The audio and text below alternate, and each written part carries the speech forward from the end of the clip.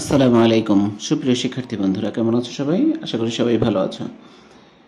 আজকে আমি বার্ষিক সামষ্টিক মূল্যায়ন নির্দেশিকা 2024 এই বিষয়ে নবম শ্রেণীর বাংলা বিষয়ভিত্তিক ক্লাস নিতে যাচ্ছি। এই ক্লাসে তোমরা যা যা জানবে তা হলো নবম শ্রেণীর বাংলা বিষয়ের সিলেবাস, তারপরে রয়েছে পরীক্ষার যে মানবন্টন, সেই মানবন্টনের ভেতরে যে স্পেশাল যে বিভাজনটা রয়েছে সেই বিভাজন এবং একটি নমুনা প্রশ্ন তোমরা দেখবে। এই ক্লাস থেকে তোমরা ভীষণভাবে উপকৃত হবে। কাজেই আশা করি পুরো ক্লাস জুড়ে সবাই থাকবে এবং অবশ্যই তোমাদের কোনো সমস্যা থাকলে, কোনো কিছু বুঝতে অসুবিধা হলে আমাকে কমেন্টস করে জানাবে। আমি সময় মতো তোমাদের কমেন্টসের রিপ্লাই দেই, এটা তোমরা জানো। তো চলো শুরু করা যাক আজকের ক্লাস।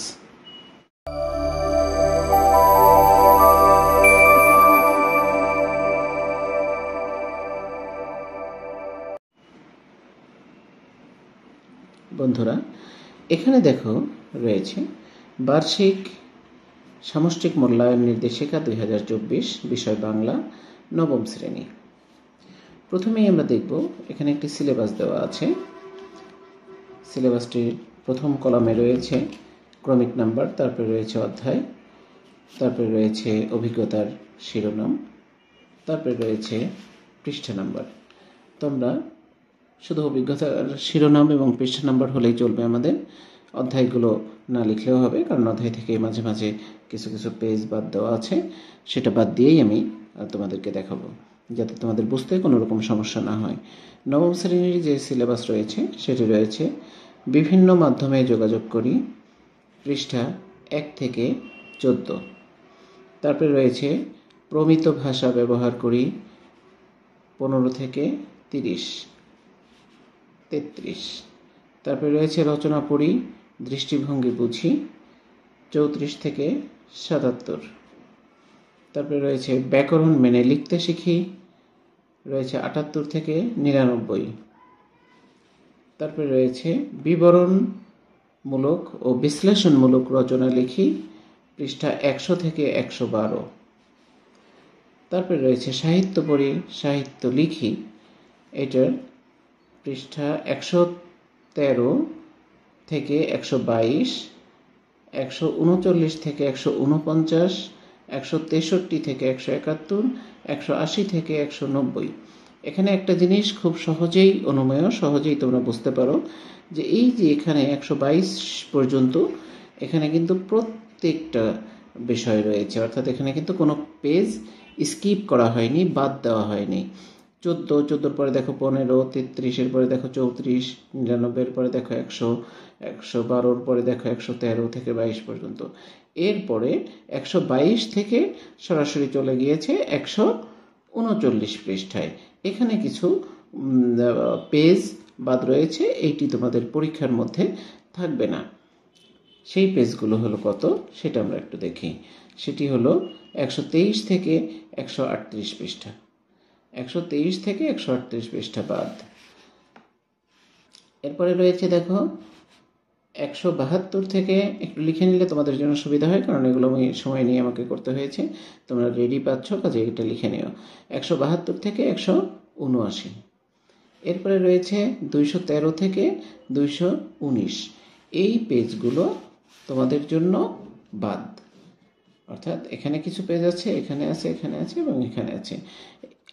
এই পৃষ্ঠাগুলো তোমরা তোমাদের যে মূল্যায়ন হবে, বার্ষিক মূল্যায়ন পরীক্ষা হবে, সেই পরীক্ষায় এই পৃষ্ঠাগুলো থেকে প্রশ্ন আসবে না। এটি হলো সরকারি নির্দেশনা। এটা কিন্তু আমার বানানো নয় বা আমার হাতে লেখা নয়, এটা সারা দেশের জন্য, সকল শিক্ষার্থীর জন্য এই একই নির্দেশনা আসছে। কাজেই আমি সেই নির্দেশনা থেকে দেখাচ্ছি। এখানে যদি কিছু রদবদল শিক্ষক করেন, সেটা প্রধান শিক্ষকের কনসার্নে সেটা করতে পারেন, তবে রদবদল না করার জন্যই বলা আছে। এরপরে রয়েছে মানবন্টন, মূল্যায়ন কাঠামো যেটা বলা হয়েছে সেটি হলো মানবন্টন। মানবন্টন কি, যে এখানে তোমরা যে পরীক্ষাটা দিবে, আমরা বারবারই বলেছি সেটা 100 মার্কসের পরীক্ষা হবে। তোমার যে পরীক্ষাটা হবে 3 ঘন্টা 100 মার্কসের পরীক্ষা হবে। তো এখানে বলেছে যে 30% মার্কস, এখানে দেখো শিখনকালীন রয়েছে 30%, অর্থাৎ 30 নাম্বার। 100-র মধ্যে 30% মানে 30 নাম্বার। এই 30 নাম্বার হলো তোমার শিখনকালীন মূল্যায়ন হবে। শিখনকালীন মূল্যায়নে কী হবে সে বিষয়গুলো নিয়ে আমি আলোচনা করব। এরপরে হবে হলো সামষ্টিক মূল্যায়নের 70%। 70% মানে হলো যে 100-র মধ্যেই পরীক্ষাটা হবে, তোমার যে পরীক্ষা হবে সেটা 100-র মধ্যেই হবে। সেখান থেকে 70% তোমার যে প্রাপ্ত নাম্বার, সেই নাম্বার থেকে 70% নাম্বার চলে আসবে। সেই সাথে তোমার যোগ হবে শিখনকালীন যে 30 নাম্বার আছে, সেই 30 নাম্বার যোগ হবে। 30 নাম্বার মানে 30 নাম্বারের মধ্যে তুমি যা পাও, যেটা পেয়েছো সেই প্রাপ্ত নাম্বারটা যোগ হবে। এই দুইটা নাম্বার মিলিয়েই তোমার রেজাল্ট হবে। তো এই ছিল হলো যে মূল্যায়ন কাঠামো। দুইটা কাঠামোতে, শিখনকালীন আর একটা হলো সামষ্টিক। এই দুইটা বিষয় তোমরা বুঝতে পেরেছো আশা করি।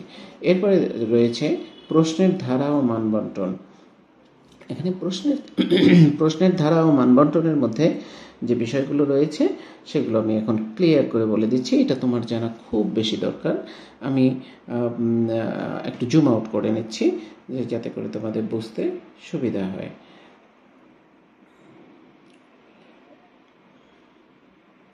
দেখো এখানে রয়েছে যে অংশটুকু রয়েছে, আমরা সেটা দেখছি। সেটি হলো যে এখানে রয়েছে, প্রথমে রয়েছে আইটেম নেম, তারপরে রয়েছে প্রশ্নের সংখ্যা, তারপরে রয়েছে প্রশ্ন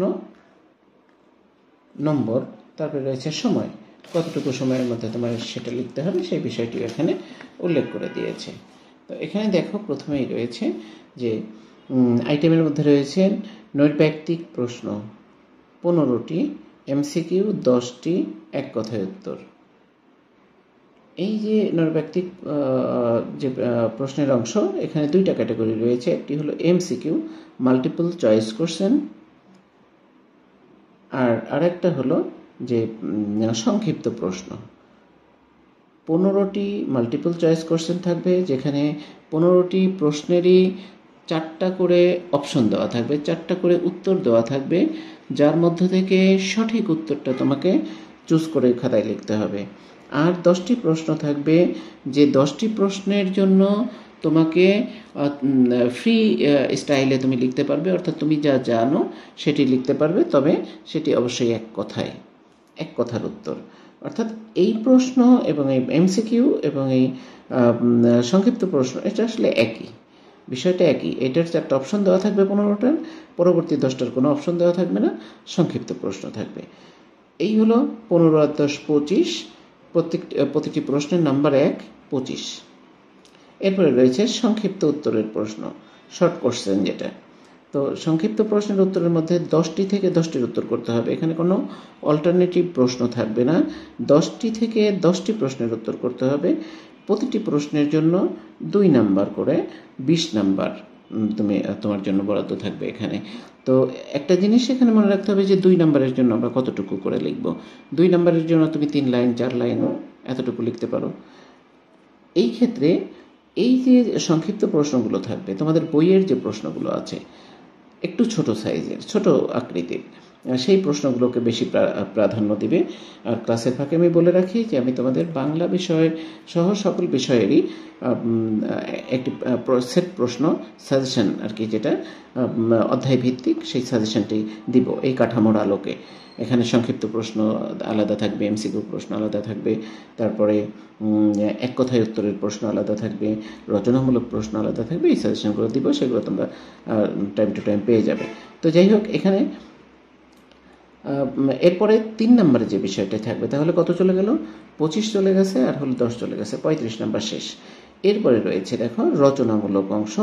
এটা দৃশ্যপটবিহীন বলতে কোনো থাকবে না, উদ্দীপক দেওয়া থাকবে না, কোনো উদ্দীপক দেওয়া থাকবে না যে যেটার আলোকে তোমাকে প্রশ্ন করতে হবে, প্রশ্নের উত্তর দিবে। এখানে তোমার বইয়ের আলোকে তুমি যা জানো সেটা লিখতে হবে। এটা হলো রচনামূলক প্রশ্ন। বড় প্রশ্ন আমরা যেটাকে বুঝি, বড় প্রশ্ন বলতে আমরা যা বুঝি, সেই বড় প্রশ্ন থাকবে। এসে টাইপ কোশ্চেন বলছে উইদাউট সিচুয়েশনাল। তো এখানে একটা জিনিস খেয়াল করো যে এই জায়গাটায় তোমার অপশন থাকবে, 5টি প্রশ্ন থেকে 3টি প্রশ্নের উত্তর করতে হবে। বড় প্রশ্ন 5টি থেকে 3টির উত্তর করতে হবে। তো 3টি প্রশ্নের জন্য তুমি পাবে হলো 3টি প্রশ্নের উত্তর দেওয়ার জন্য 15 নম্বর পাবে, 3 × 5 = 15। এরপরে থাকবে হলো রচনামূলক প্রশ্ন, যেটি দৃশ্যপট নির্ভর। দৃশ্যপট নির্ভর বলতে কি বোঝায়, যে কোনো একটা উদ্দীপক দেওয়া থাকবে, সেটা হতে পারে একটা ছবি, হতে পারে কিছু একটা কবিতার অংশবিশেষ, হতে পারে একটু গদ্যের অংশবিশেষ, হতে পারে যে কোনো গল্প, যে কোনো ইতিহাস। অর্থাৎ তোমাকে একটা দেওয়া থাকবে, একটা উদ্দীপক দেওয়া থাকবে, যেটা পড়ে তোমাকে সৃজনশীল প্রশ্ন, যেভাবে আমরা করেছি, তোমরা তো করো নেই, তোমরা যারা 9-এ তোমরা সম্ভবত সৃজনশীল প্রশ্ন করেছো ক্লাস 8-এ গত বৎসর। তো সেইভাবে সৃজনশীল প্রশ্নের যে ক, খ, গ, ঘ দেওয়া থাকে, এখানে 2টা দেওয়া থাকবে, ক এবং খ দেওয়া থাকবে। তো উদ্দীপকের আলোকে তোমাকে প্রশ্নের উত্তর দিতে হবে। এর জন্য তুমি পাবে 5টি প্রশ্নের জন্য, প্রত্যেকটা প্রশ্নের জন্য নাম্বার হলো 8। 8 কীরকম, যে 4 নম্বরের ক নম্বরে 4, খ নম্বরে 4, এইভাবে প্রত্যেকটা উদ্দীপকের জন্য কয়টি প্রশ্ন থাকবে, 2টি প্রশ্ন থাকবে, 2টির উত্তর করতে হবে। 4 + 4 = 8। তো এইভাবে যদি 5টা প্রশ্ন দিতে হয়, তাহলে 5 × 8 = 40। এখানে তুমি পাবে হলো 40 নম্বর। তাহলে কত গেল, 25 আর 20 45, আর হলো 15, 45 আর 15 60, আর হলো 40, 100 নম্বর কিন্তু হয়ে গেছে। এই 100 নাম্বারের উত্তর তোমাকে করতে হবে পরীক্ষায়। সময় হলো 3 ঘন্টা।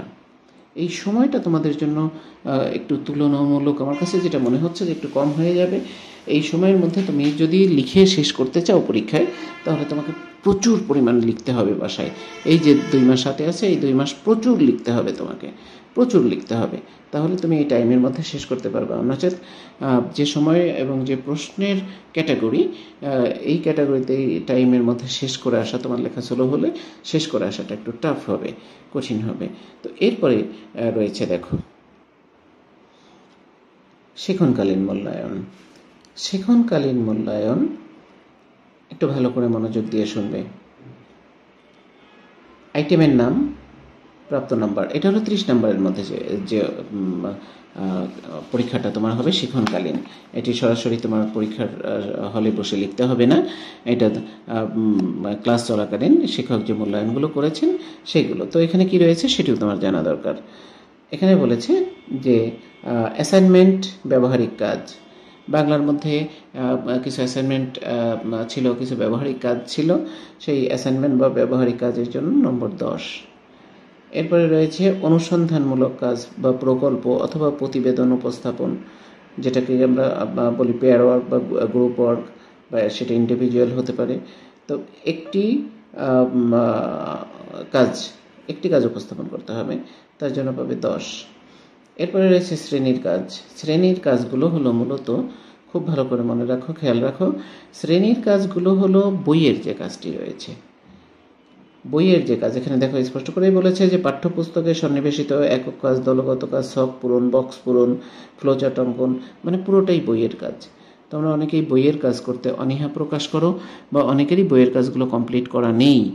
এখানে বইয়ের কাজের জন্য তোমাকে 10 নম্বর নির্ধারণ করে রাখা হয়েছে, যেটি কেবলমাত্র তুমি বইয়ের কাজ কমপ্লিটলি উপস্থাপনের মাধ্যমে তুমি এখানে করতে পারবে, এই নাম্বারটা পেতে পারো। তো এই হলো 30 নম্বর। তাহলে অ্যাসাইনমেন্ট বা ব্যবহারিক কাজের জন্য 10 নম্বর, তারপর অনুসন্ধান বা প্রজেক্ট বা দলীয় কাজের জন্য 10 নম্বর, আর একটা হলো বইয়ের কাজের জন্য 10 নম্বর। এই হলো 30 নম্বরের শিক্ষণকালীন মূল্যায়ন, যেটি পরীক্ষার আগেই সম্পাদন হয়ে যাবে, অথবা অনেক স্কুলে ইতিমধ্যে করে ফেলেছে বা অনেক টিচার আগেই করে রেখেছেন। তো সেটা এই শিক্ষণকালীন মূল্যায়নের মধ্যে চলে যাবে। এখান থেকে তুমি যে নাম্বারটা পাবে 30-এর মধ্যে, সেই নাম্বারটা বইয়ে যোগ হবে, তোমার পরীক্ষার প্রাপ্ত নাম্বারের সাথে যোগ হবে। এই ছিল আমাদের সিলেবাস এবং প্রশ্নের যে ধারা, সেই প্রশ্নের ধারাটা আমি আলোচনা করেছি। এখন চলো আমরা দেখে নিব যে নমুনা প্রশ্ন দেখলে তোমার এই বিষয়টি, আমি যা আলোচনা করেছি এতক্ষণ, এই বিষয়টি ক্লিয়ার হয়ে যাবে। তো চলো নমুনা প্রশ্নটা দেখে নিই।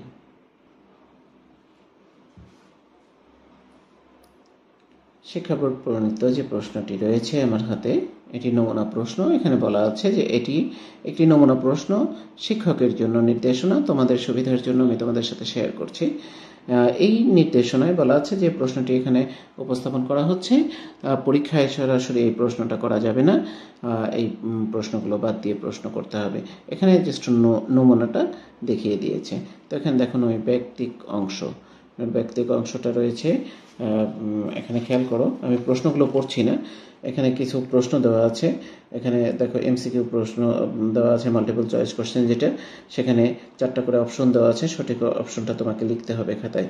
এইভাবে কয়টি প্রশ্ন থাকবে? এভাবে আমরা জানি যে 15টি প্রশ্ন থাকবে। এভাবে দেখো 15টি প্রশ্ন রয়েছে, 7, 8, 9, 10 এভাবে 15টি প্রশ্ন রয়েছে। এই প্রশ্নগুলো কিন্তু নিঃসন্দেহে একটু কঠিন হবে তুমি যদি বই না পড়ো। আর বই পড়া থাকলে তোমার জন্য খুব একটা কঠিন হবে না, এগুলো বই পড়তে হবে। তো এখানে দেখো একইভাবে 14টা আরও একটা প্রশ্ন রয়েছে পাশে, এমসিকিউ প্রশ্ন। এই হলো টোটাল 15টা এমসিকিউ প্রশ্ন রয়েছে। যেমন একটা প্রশ্ন আমি পড়ি, শেষ প্রশ্নটা এখানে বলেছে কবিতার প্রতি লাইনের শেষে অন্তমিলকে কি বলে? উপমা বলে, অনুপ্রাস বলে, লয় বলে, ছন্দ বলে। তোমরা যারা মজার ক্লাসগুলো দেখেছো তাদের যেন খুব সহজ এই প্রশ্নের উত্তর দেওয়া। তুমি যদি ক্লাসে নাও করো, যে অন্তমিলে সেটাকে কি লয় বলে, উপমা বলে, ছন্দ বলে, নাকি অনুপ্রাস বলে, কি বলে, এটার উত্তর তোমরা জানো, খুবই সহজ। তো এইভাবে এমসিকিউর উত্তর দেওয়া থাকবে, সেখান থেকে তোমার সঠিক উত্তরটাকে চয়েস করে নিতে হবে। এখানে এই উত্তরটা রাইট, তাই না? তোমরা জানো। এখন দেখো এরপরে রয়েছে 16 থেকে 25 পর্যন্ত। এইগুলোর কিন্তু কোনো অপশন নাই, এখানে কিন্তু প্রশ্ন দেওয়া। যেমন এখানে বলছে দরিদ্র শব্দটির সঠিক উচ্চারণ লেখো, বিচিত্র শব্দের বিশেষ্যবাচক রূপ কি, তারপরে স্বরবৃত্ত ছন্দের কয়টি পর্ব ও কত মাত্রায় হয়। এইটা কিন্তু এক কথায় উত্তরের প্রশ্ন, ঠিক আছে? বাষ্পরথ শব্দের অর্থ কী, তাই না? এইগুলো অর্থাৎ 25 পর্যন্ত চলে যাবে আমাদের নৈর্ব্যক্তিক অংশে, যেখানে তোমার এমসিকিউ 15টি এবং সংক্ষিপ্ত প্রশ্ন 15টি। সেই 15টি আমরা এখানে এক নমুনা দেখানোর চেষ্টা করেছি সরকার প্রণীত আর কি।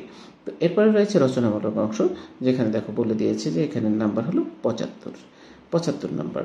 এটা হলো তোমার লিখিত অংশ, রচনামূলক অংশ, ওটাও লিখতে হবে, কিন্তু এখানে হলো বড় প্রশ্নের অংশ। এখানে সংক্ষিপ্ত প্রশ্ন রয়েছে, দেখো এখানে 10টি প্রশ্ন রয়েছে, 10টি প্রশ্নেরই উত্তর করতে হবে। এরকম প্রশ্নের মানগুলো কেমন হবে? যেমন দেখো এখানে বলছে যে কবি কেন আসমানের তারা জোনাকিকে সাক্ষী রেখেছেন। তারপরে দেখো লেখা আছে যে অলিখিত উপাখ্যান গল্পে ঠিকাদার কয়েদির কে নবাব পুত্তর বলে সম্বোধন করেছিলেন কেন। তারপরে দেখো রয়েছে যে এ জগতে হায় সেই বেশি চায় আছে যার ভুরি ভুরি, কথাটির তাৎপর্য ব্যাখ্যা করো, তাই না? 2 বিঘা জমি থেকে নেওয়া। এগুলো কিন্তু বইয়ের প্রশ্ন, তোমরা দেখবে, আমি তো সাজেশন দিবই, তারপরেও তোমরা দেখবে যে বইয়ে যে প্রশ্নগুলো ছোট আকৃতির রয়েছে সেগুলোই মূলত সংক্ষিপ্ত প্রশ্ন 2 নম্বরের জন্য, অর্থাৎ প্রতিটি প্রশ্নের নাম্বার হলো 2। তো এভাবে 10টি প্রশ্ন থাকবে।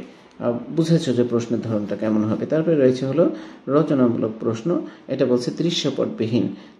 ওই যে বলেছিলাম যে উদ্দীপক থাকবে না, উদ্দীপক ছাড়া। এখানে প্রশ্নের স্ট্রাকচারটা দেখলে তুমি বুঝতে পারবে যে আসলে এখানের প্রশ্নগুলো কেমন হবে। দেখো এখানে কিছু প্রশ্ন দেওয়া আছে, সেই প্রশ্নগুলো কেমন একটু খেয়াল করো।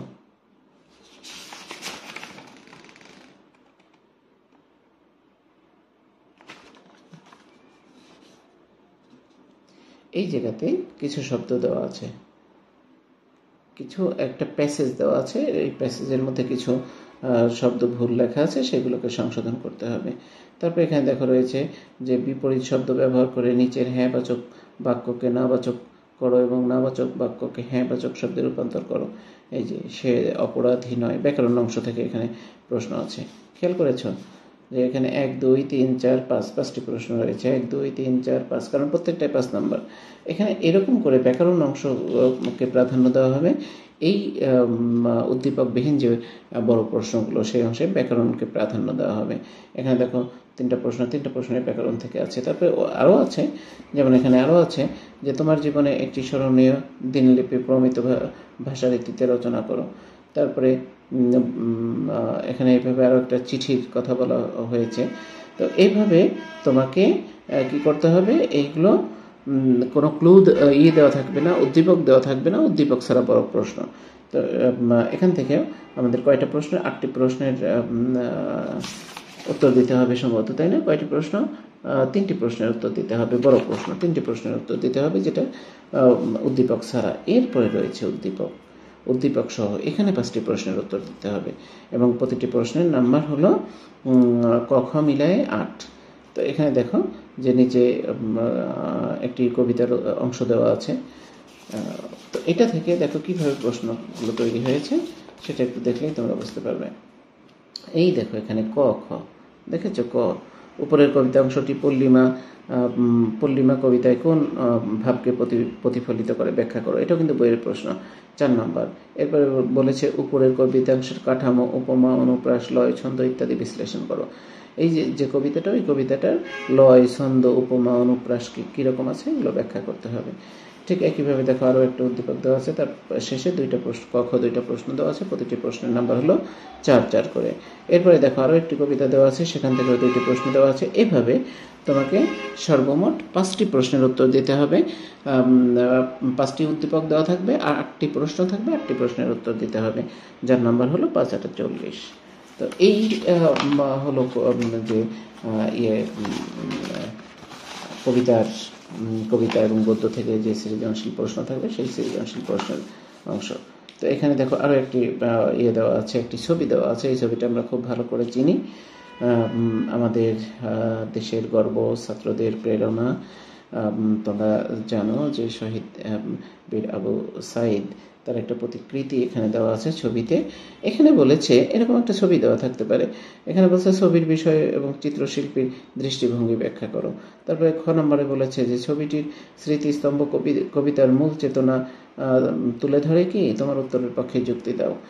এটাও কিন্তু তোমাকে ফ্রি হ্যান্ডে লিখতে হবে, কাজেই তোমাকে অনেক বেশি স্টাডি করতে হবে, অনেক বেশি পড়তে হবে। তবে সুবিধার কথা এটাই যে আমি চেষ্টা করব যে প্রত্যেকটা ক্যাটাগরির অধ্যায়ভিত্তিক সাজেশন দিয়ে দেওয়ার জন্য। তোমরা পরবর্তী যে ক্লাসগুলো যাবে, এই ক্লাসগুলো একটু ভালো করে দেখবে, তাহলে তোমাদের যে পরীক্ষা হবে সেই পরীক্ষার প্রস্তুতি হয়ে যাবে ইনশাল্লাহ, আশা করি। তো আজকের ক্লাসটা একটু, যেহেতু প্রথম ক্লাস, একটু ডিটেল বর্ণনা করতে হয়। এরপরে যে বিষয়গুলো থাকবে সেই বিষয়গুলো খুব সংক্ষেপে আমি উপস্থাপন করার চেষ্টা করব। সিলেবাস, নমুনা প্রশ্ন, তারপরে যে প্রশ্নধারা, সেই বিষয়গুলো অধ্যায়ভিত্তিক আমি সংক্ষেপে আলোচনার চেষ্টা করব। তো যদি তোমাদের এই ক্লাসটি প্রয়োজনে এসে থাকে বা কাজে এসে থাকে, বা মনে করো যে এই প্রশ্নের ক্লাসটি তোমার জন্য অনেক হেল্পফুল হয়েছে, তাহলে অবশ্যই লাইক, কমেন্টস, শেয়ার করবে এবং মজার ক্লাসের পাশেই থাকবে। বিদায় নিচ্ছি, ভালো থাকো, আল্লাহ হাফেজ, আসসালামু আলাইকুম।